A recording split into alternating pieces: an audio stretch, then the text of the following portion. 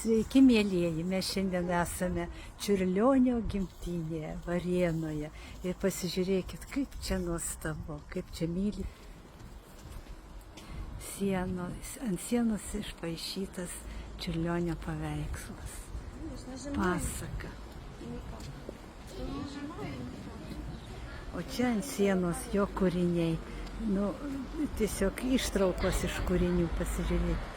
Norėčiau sudėti simfoniją iš bangų ošimo, iš šimtmetės skyrios paslaptingos kalbos, iš žvaigždžių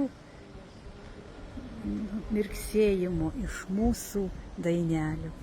Pasaulis tai didžiulė drobė, kurioje paliekame žymę.